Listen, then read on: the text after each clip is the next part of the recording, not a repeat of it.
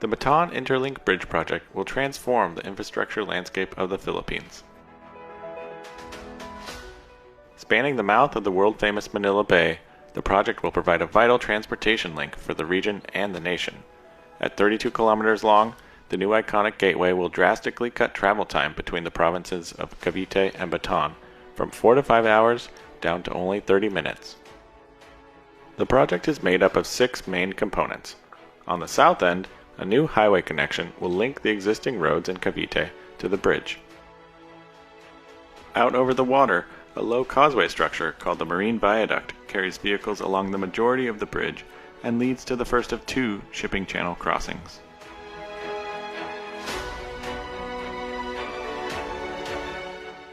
The South Channel Crossing is an iconic cable stay bridge structure with one of the longest cable stay spans in the world. Near Corregidor Island, the bridge has an interchange which allows for turnarounds and will connect to the island as part of a future project.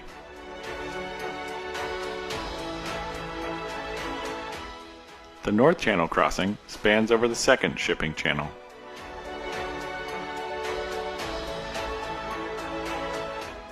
And finally, back on land, the highway extends to connect to the existing roadways in Bataan Province.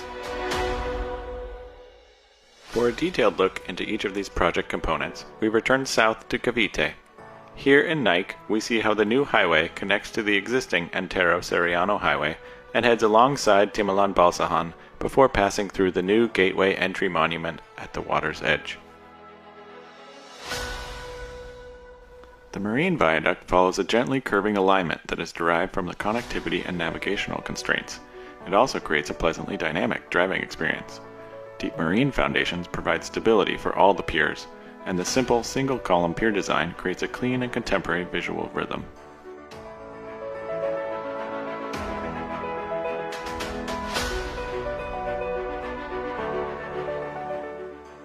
The South Channel Crossing is one of the longest in the world with a clear main span of 900 meters, which allows the largest shipping and cruise vessels to pass underneath.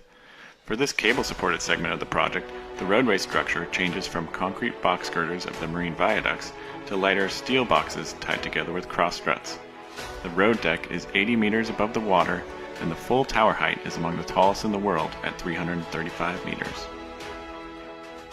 To create a design that is uniquely Filipino, the architectural shape of the bridge towers take inspiration from their tropical setting and the symbolism of the Philippine flag. The 3 distinct parts of the flag reflect the left, right, and middle of the bridge towers. The 8 original provinces of the sun rays become 8 folds of steel, which are colored like the famous teal waters of the island nation.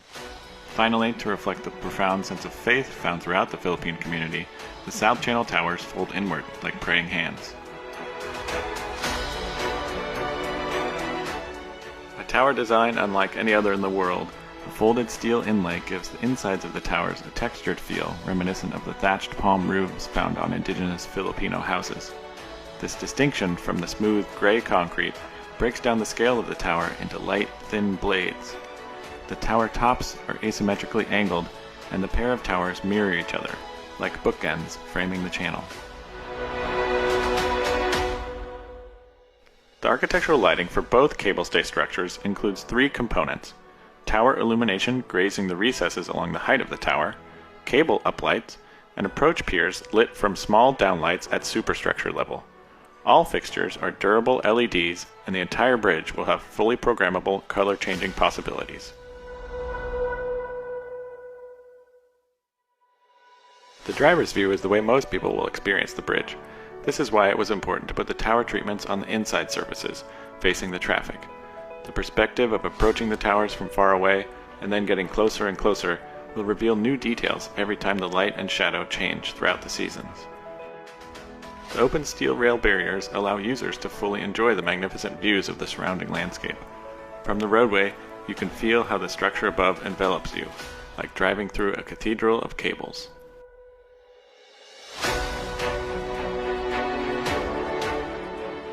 As the middle segment of the Marine Viaduct nears Corregidor Island, simple off and on ramps in each direction allow drivers to change direction on the highway. A future project will connect a road from the island to this interchange.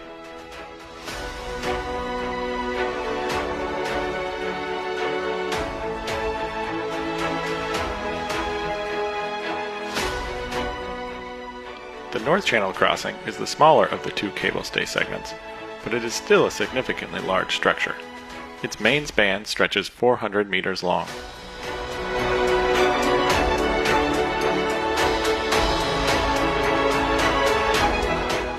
Due to its differing proportions from the South Channel, the roadway deck this time is a frame system comprised of steel girders and floor beams. The deck is lifted 47 meters above the water, and the full tower height is 181 meters tall.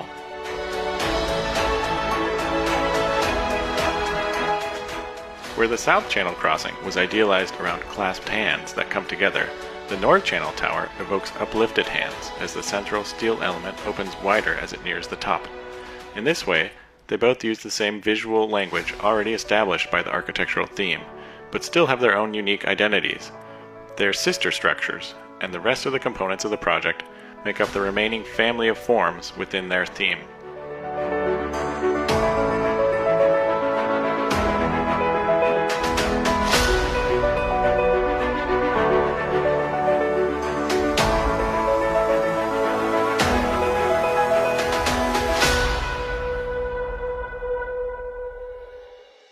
The architectural lighting for the North Channel crossing is the same as for the South Channel.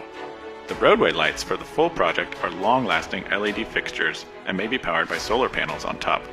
Their custom-designed poles are vertical throughout the standard marine viaduct portion of the project, but at the two cable stay crossings, they angle to match the inclination of the cables.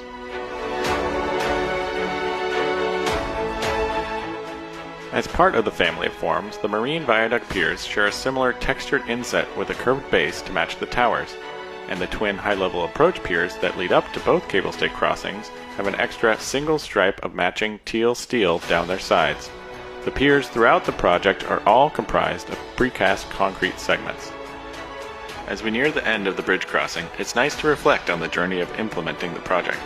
After completion of the feasibility report in 2019, the project began detailed engineering design in 2020, and with the cooperation and coordination of many government agencies, this final design phase will conclude in 2022 or early 2023.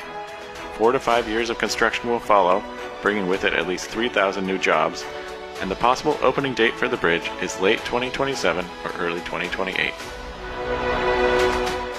Finally, as the bridge reaches the shore in Bataan, it passes through another gateway entry monument before continuing up the hill toward Mount View, where it connects to the Roman superhighway.